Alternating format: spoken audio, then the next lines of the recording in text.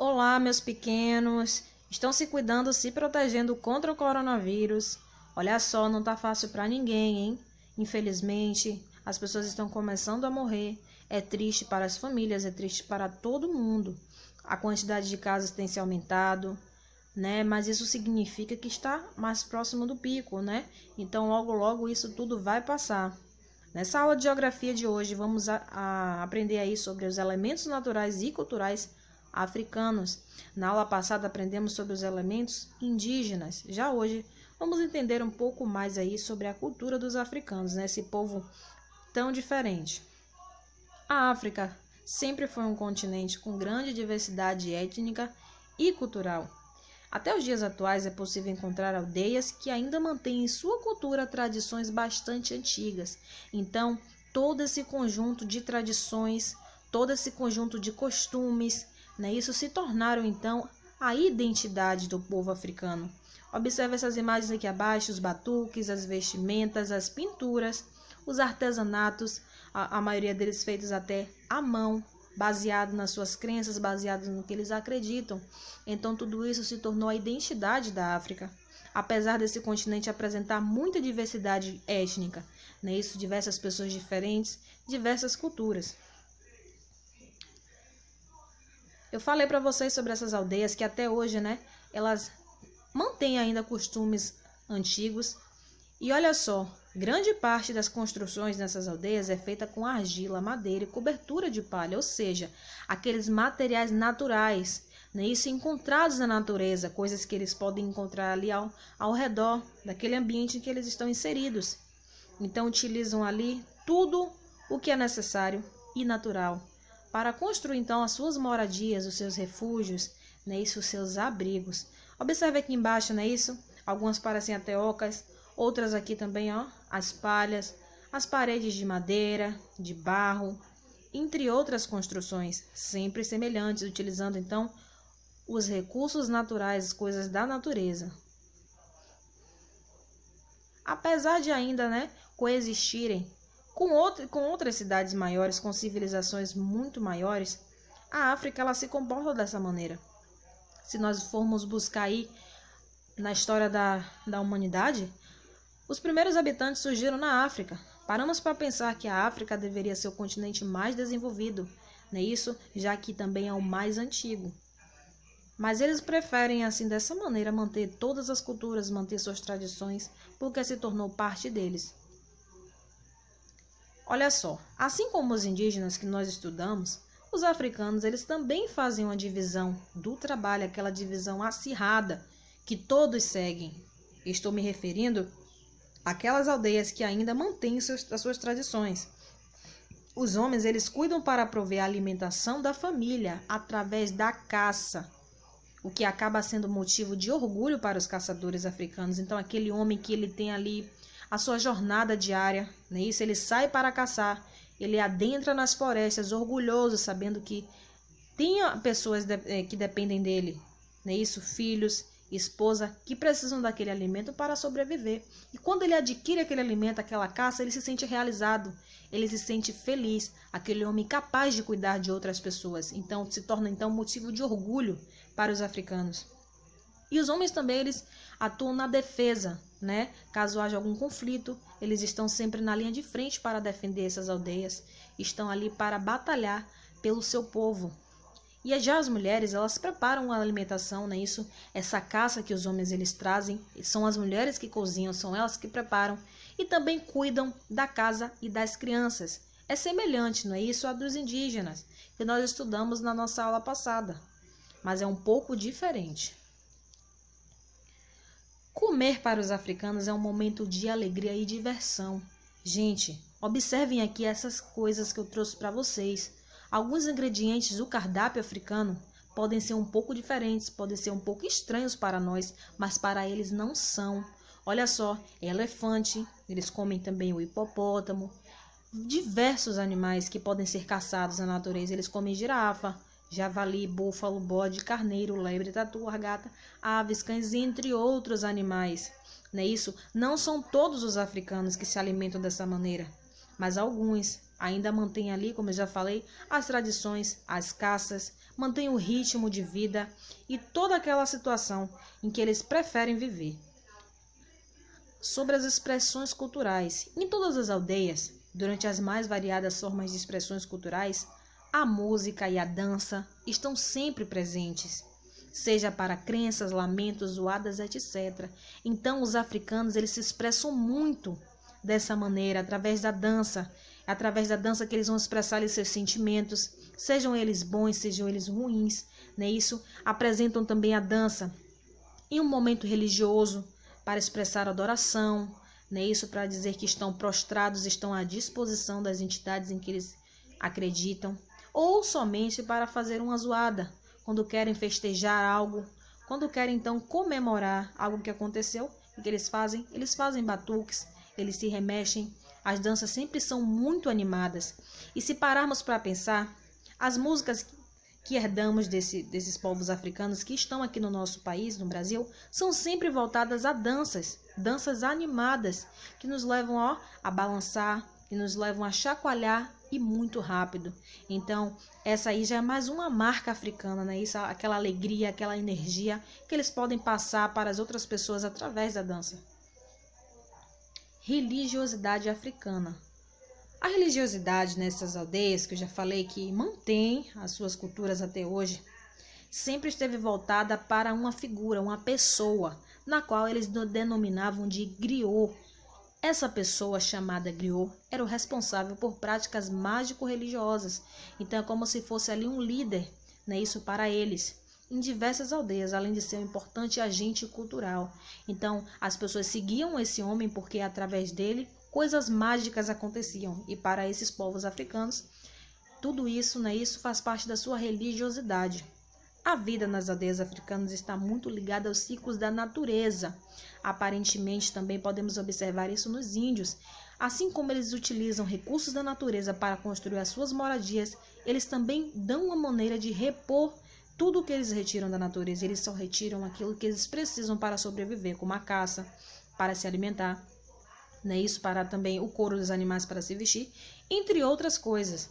Por isso é necessário e fundamental para a sobrevivência de todo mundo que se respeite a natureza. Então, eles respeitam muito a floresta, respeitam a natureza. Eles entendem que eles necessitam do meio ambiente para sobreviver. É através da natureza que vem o sustento, que vem a moradia, vem tudo, né? Isso que eles precisam aí para ter uma vida da maneira que eles querem viver.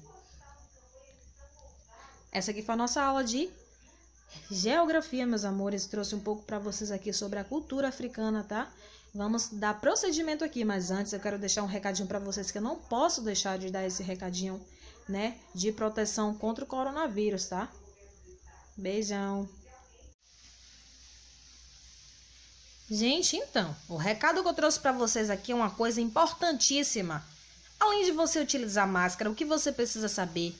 Que o uso da máscara é individual, ou seja, somente uma pessoa pode utilizar aquela máscara, né? Isso, então não compartilhe máscara com ninguém. Mesmo que essa pessoa more com você, seja parte da sua família, não faça isso, porque a proteção é para todos. Sim, verdade. Mas a máscara é individual, nunca compartilhe, tá? Vamos aqui então para a nossa aula de sociologia. Beijão! Então, meus amores, gostaram do recadinho que a Pro deixou para vocês aí? Pois é, precisamos ter a consciência, ainda mais no período que nós estamos enfrentando. Não é fácil, não é brincadeira não, hein? Na nossa aula passada de sociologia, os estudos sociais, falei para vocês sobre os nossos amigos, né? Que necessitam de cuidados especiais, os nossos amigos especiais. E também sobre o respeito à vida, que está relacionado ali, né, essa movimentação de pessoas e veículos nas ruas, o que causa acidentes e o que podemos fazer para evitar esses acidentes. Hoje, vamos revisar esses conteúdos, tá bom? Vamos dar aquela revisada legal. Lembrando para vocês que eu falei que deficiência é quando uma pessoa ela não tem uma de suas funções do corpo em perfeito estado, não é isso? Então, quando não funciona da maneira que era para funcionar, nós chamamos de deficiência. Por exemplo, quando um bebezinho ele nasce sem poder falar, não é isso? Então as cordas vocais dele não estão funcionando, não estão em perfeito estado. Então ele acaba sendo o quê? Um deficiente, ele possui uma deficiência nas cordas vocais. E elas podem ser físicas ou podem ser mentais. Vamos lá. Sobre os tipos de deficiência que eu já falei. Aquela deficiência auditiva, né? Que que as pessoas elas não conseguem ouvir. Há vários sons no ambiente, ela está presente naquele ambiente, mas os seus ouvidos, o seu aparelho auditivo, ele não funciona. Ele já nasceu assim. Ou por conta de um acidente que aconteceu ao longo da vida dessa pessoa, foi prejudicado. As orelhinhas, os ouvidos foram prejudicados. Por isso, essa pessoa se tornou uma pessoa que possui uma deficiência auditiva, não consegue ouvir. Deficiência visual, né? Isso, visual vem de visão, quando as pessoas elas não têm a visão, não conseguem enxergar, não conseguem ver, né? Isso nós chamamos então essas pessoas de deficientes visuais. E há também a deficiência intelectual. Sobre essa deficiência intelectual, ela se divide em várias etapas. Isso, algumas doenças causam a deficiência intelectual e outras também são causadas por acidentes. E também a deficiência física. Quando falamos em físico, é o que nosso corpo, que nós podemos tocar. Quando está faltando algo, está faltando uma parte do nosso corpo, não é isso? As pessoas então possuem uma deficiência física ou uma parte do nosso corpo está ali, mas não funciona. É como se ela não estivesse, por exemplo, as pernas. A pessoa até tem perna, mas elas não funcionam por algum problema causado aí por um acidente ou porque nasceram assim, não é isso? Os deficientes auditivos, visuais, físicos, né, e entre outros tipos de deficientes, todos eles merecem respeito e um cuidado especial. Por isso, são os nossos amigos que necessitam de cuidados especiais. Que tipos de cuidados são esses? Olha só, eles merecem a oportunidade de fazer aquilo que eles desejam, aquilo que eles sempre quiseram fazer. E precisam também do apoio tanto da família quanto dos amigos. Então, faz parte do nosso papel apoiar essas pessoas, incentivá-las, aumentar a autoestima, viver, né, isso, e tratá-las como pessoas normais, porque elas são normais, têm os mesmos direitos que nós. Olha só essas imagens, pessoas fazendo o que elas gostam de fazer, aquilo que elas desejam, é gratificante, mesmo possuindo limitações, porque a deficiência ela limita a vida das pessoas. Um menino de cadeira de roda brincando de avião. Olha só, pode ser um amigo, pode ser um familiar, o que ele está fazendo? Ele está apoiando, ele está dando aquele apoio que esse menino ele necessita, está ajudando. E isso acabou sendo o quê? Um momento feliz, acabou sendo um momento gratificante. Olha só, quando quer passear na rua, mas é deficiente visual, não é isso? Olha só, essa mulher ela está ajudando esse homem a atravessar a rua, não é isso? Ele não fica só dentro de casa, não fica limitado, ele passeia com a ajuda de familiares e amigos. Olha que lindo esse menino vendo o pôr do sol na praia, sentindo a brisa do mar, isso é muito bom, não é isso? Ele é sim cadeirante, mas o que é que tem a ver? Isso não importa. O que importa é que ele está vivo, e se ele está vivo, ele precisa viver. Olha só aqui o nosso amiguinho com síndrome de Down, que nós chamamos aí de deficiência intelectual. Ele está no campo, ele vai jogar bola, e ele está super feliz. Quem está ali ajudando ele? O treinador, né? Isso serviu ali como uma figura de apoio emocional para ele. Isso também é gratificante. Foram desenvolvidos ao longo do tempo em que se foi percebendo a dificuldade, a limitação dessas pessoas, né? Alguns projetos que foram criados então para melhorar a vida dessas pessoas que possuem deficiência. Olha só, no trânsito foram criadas aí calçadas com rampas para facilitar a acessibilidade dos cadeirantes. Tá vendo aqui no ponto de ônibus tem uma rampa. E também foram criados semáforos sonoros em locais exclusivos para estacionamento. Semáforos sonoros, vírgula. Olha só essa pessoa aqui, esse rapaz, ele é cego, ele está atravessando a rua. Como é que ele sabe que já está no momento de atravessar na faixa de pedestres? Porque ele ouviu. Talvez a visão dele não esteja muito boa, ou até mesmo ele não tem nenhuma visão. Mas ele possui o quê? Ouvidos, o aparelho auditivo dele está bom. Então, ouvindo o som, prosseguir, pode passar. Ele já sabe que é o momento certo dele andar. São semáforos sonoros. E foram criados também locais exclusivos para estacionamentos. Você chega aqui em um ambiente e você vê um desenho de uma pessoa na cadeira de roda. Em um estacionamento, você já sabe que ali é estacionamento para cadeirante. É exclusivo, então essas pessoas elas têm prioridade. Não é isso? Nos meios de transporte, olha só, foram criados, adaptados aí para receber cadeirantes, facilitando o acesso de pessoas por deficiência física através de elevadores. Olha que incrível, deve ser muito divertido. Esse rapaz, ele está descendo do ônibus, não é isso? Através desse elevador. Olha aqui também nessa van. Esse acesso aqui para cadeirante é outro elevador que o cadeirante pode entrar e sobe, não é isso? Tudo mecanizado, tudo de maneira simples, que ajuda então a facilitar a vida dessas pessoas. E nas escolas ou em locais públicos foram elaborados então rampas de sinalização em escolas, né, como eu já falei, em hospitais, praças, restaurantes, para então facilitar a entrada, não só de cadeirantes, mas pessoas também que possuem uma deficiência física. Por exemplo, quando a pessoa ela anda de muleta, é muito difícil uma pessoa que anda de muleta subir escadas, não é isso? Ou uma pessoa idosa, né? Ou uma pessoa que é deficiente intelectual. Perceber que são escadas é muito difícil. Essas pessoas não conseguem se adaptar. Para elas é um desafio. Então, uma maneira de facilitar a vida dessas pessoas foi o quê? Construindo rampas de acesso. Né? Isso que são chamadas rampas de acesso. Todos temos os mesmos direitos, deficientes ou não. Eu estou repetindo isso aqui. Na aula passada, eu falei sobre essa lei, né? Que foi criada aí pela ONU em 1948, que proclamou aí a Declaração dos Direitos Universais, ou seja, para o mundo todo. Nessa lei aqui, diz que todos os seres humanos nascem livres e iguais em dignidade e em direito, e dotados que são de razão e consciência, devem comportar-se fraternalmente uns com os outros. Então, todas as pessoas merecem respeitos, são seres humanos, são iguais a nós, né? Isso, somos também iguais a eles. São pessoas aí que têm ali o direito de exercer ali qualquer função, apesar das suas limitações, mas se forem capazes como são, que nós acreditamos que são, então elas podem sim. E sobre o respeito à vida. Olha só, eu já quero iniciar aqui com duas imagens totalmente diferentes, duas imagens totalmente distintas.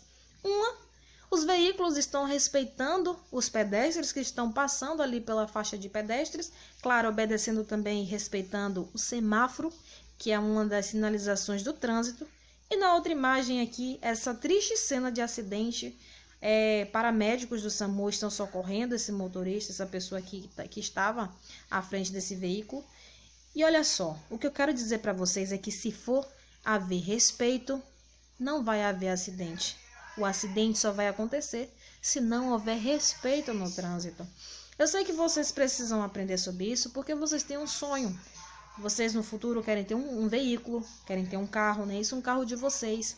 Assim como as mamães e os papais de vocês têm um carro. Elas movimentam, né? Isso, elas conduzem os veículos. E vocês também estudando sobre isso podem até repassar também para elas. Olha só, trânsito é a movimentação de pessoas e veículos.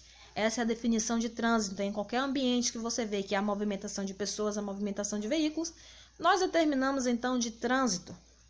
O direito de ir e vir é de todo mundo. Qualquer veículo pode transitar numa estrada, qualquer pedestre pode andar em uma calçada, né? Isso ele pode ir, ele pode vir, é de direito.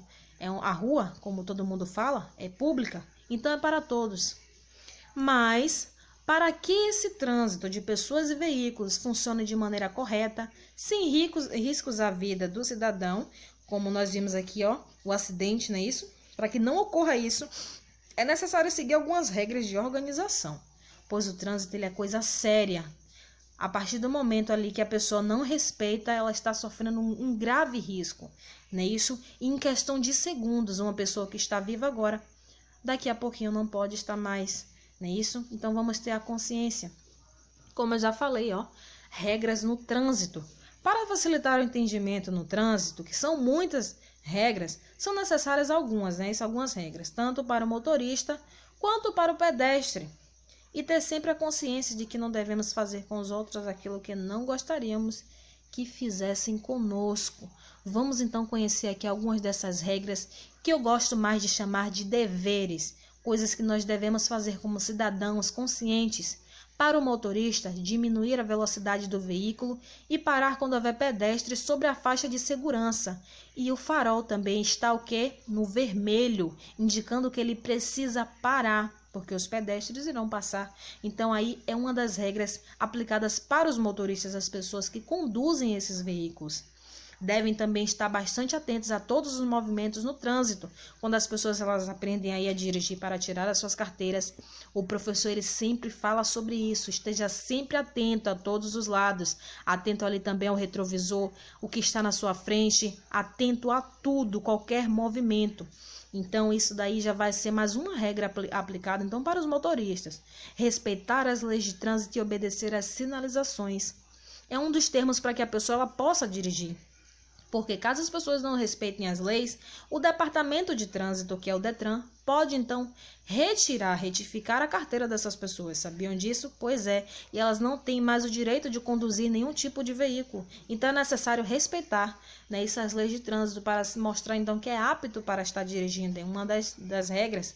E também precisam usar o cinto de segurança, sempre usar o cinto de segurança. Essa questão aqui vai mais de um respeito à vida, né, de conscientização.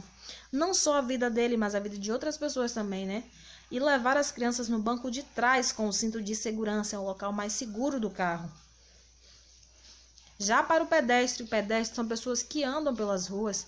Elas devem andar sempre nas calçadas, nunca andar no meio da estrada, no meio da pista. É muito arriscado. Os pedestres também, eles devem atravessar sempre na faixa de segurança. Não queira cortar um caminho, atravesse na faixa de segurança, que é mais seguro, tá bom? E também quando o farol ele estiver indicando que você pode passar, você como pedestre. E antes de atravessar, o que o pedestre precisa fazer? Olhar bem para os dois lados. Por mais que o semáforo ele esteja indicando, pode passar. Olhe para os dois lados, é mais seguro. Evitar andar pelo meio-fio. Evitar mesmo. E prestar atendimento a idosos, gestantes, deficientes e crianças quando for necessário atravessar. Esse quesito eu coloquei aqui não é nem como uma regra, mas é como um dever de todo cidadão, prestar atendimento.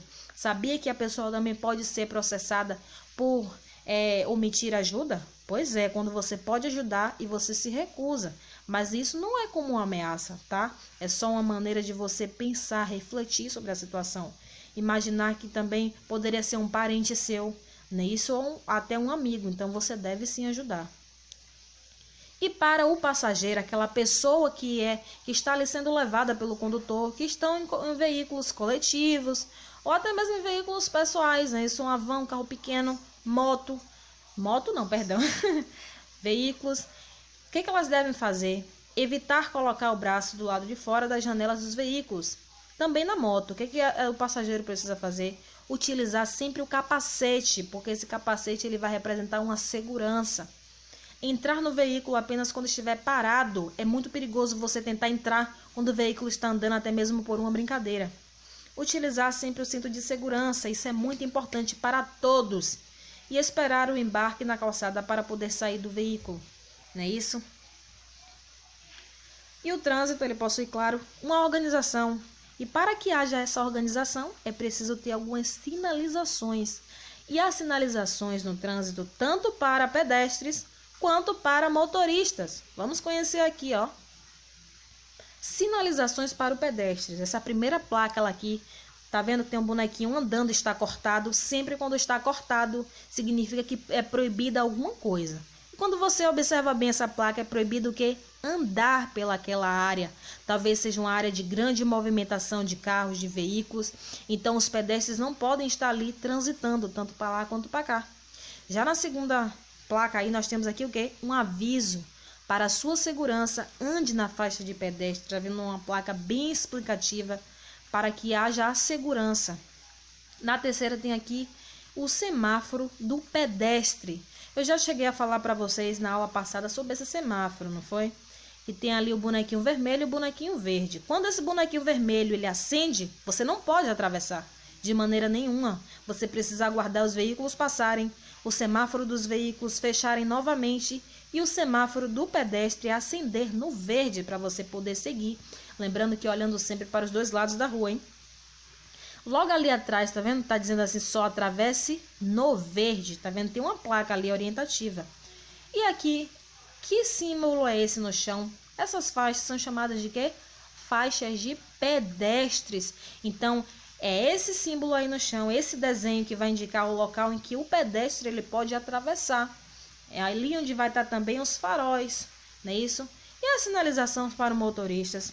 Tem várias placas. A maioria das sinalizações, na verdade, do trânsito, elas são direcionadas ao motorista. A primeira placa, que tem esse é cortado, significa o quê? Proibido estacionar. Talvez esteja ali perto de uma garagem, talvez esteja numa entrada de pessoas, não é isso? De movimentação. E essa placa aqui de baixo com 50 km por hora significa a velocidade permitida.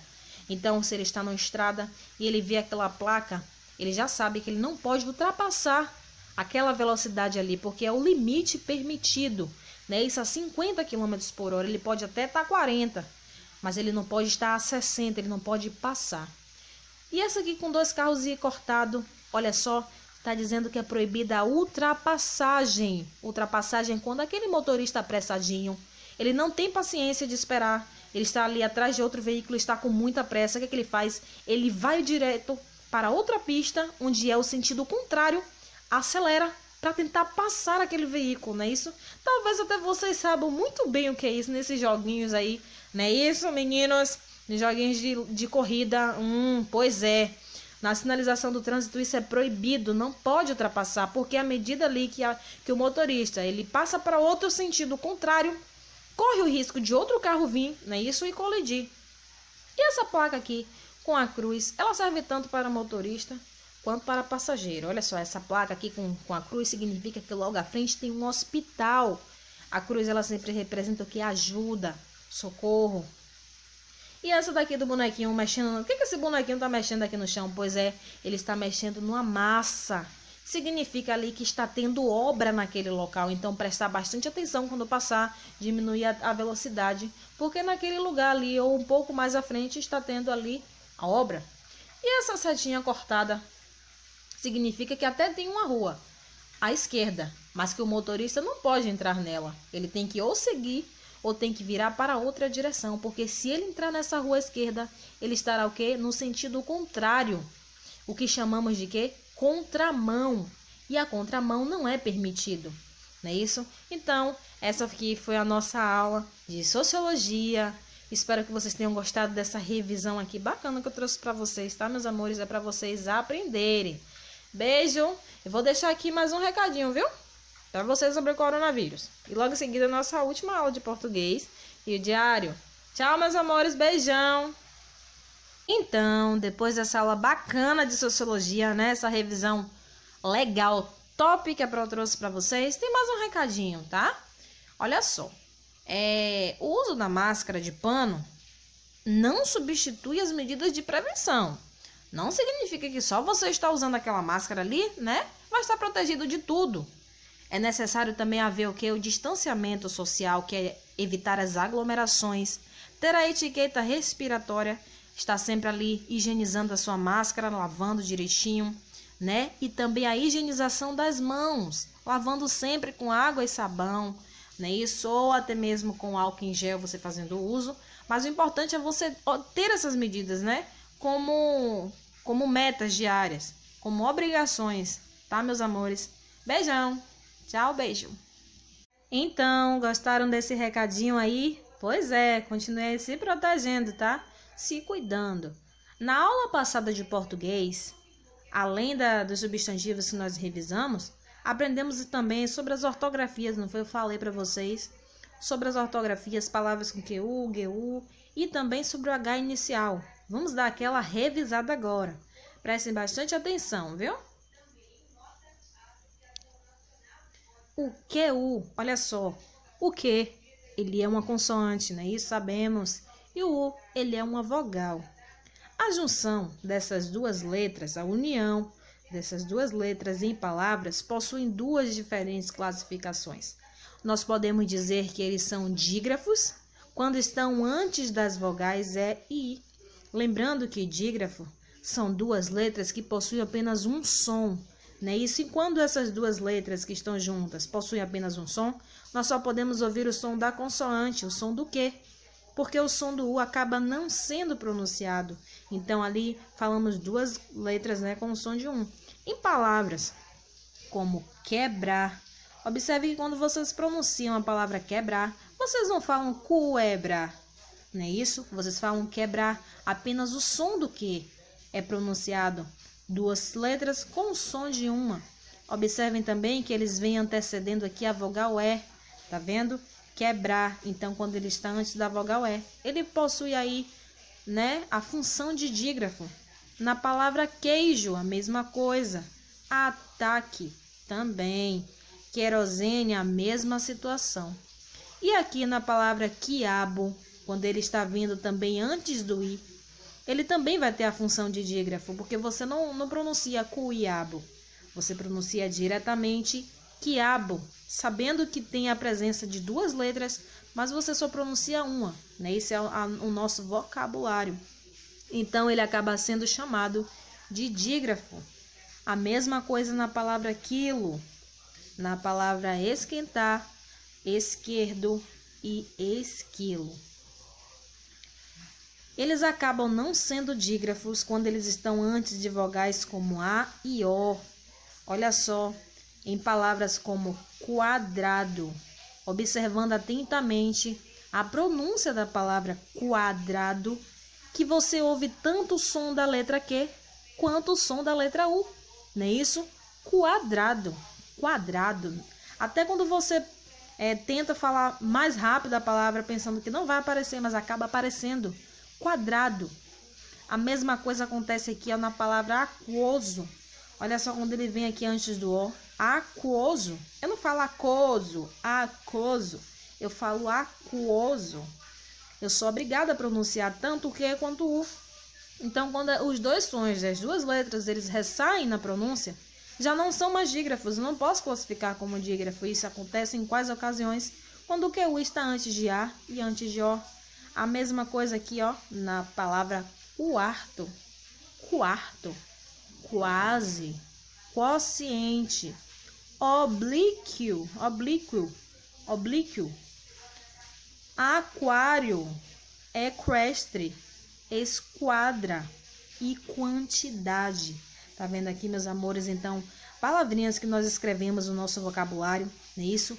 Com essas duas letras, podemos perceber que há duas diferentes classificações.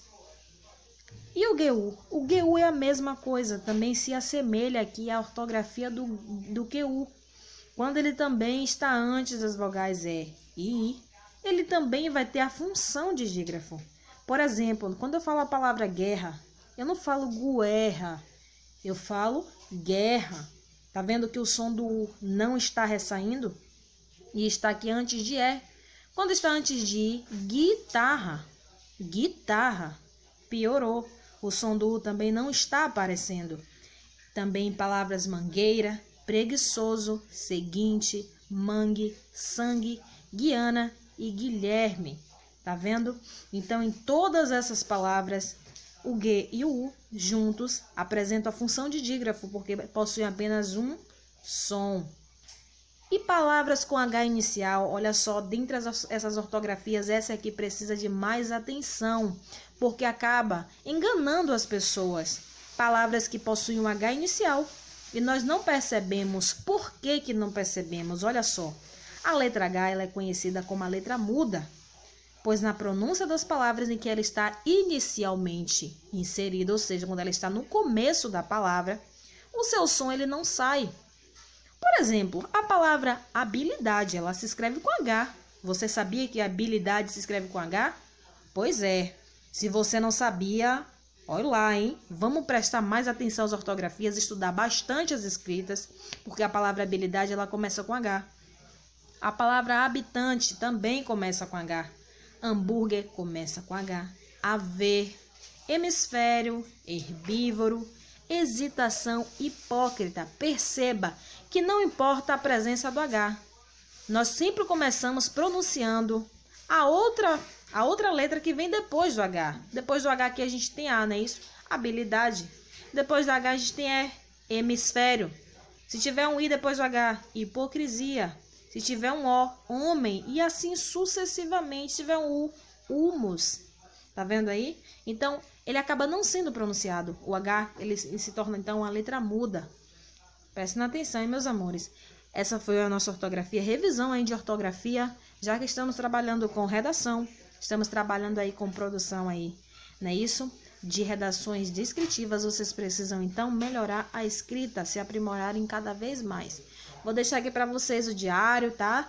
Tem o fim de semana para responder, tá? Podem estar mandando para mim, viu? Só não mandem tarefa para mim 11 horas da noite, tá bom? Ou meia-noite, que aí vocês sabem que como eu só respondo no dia seguinte.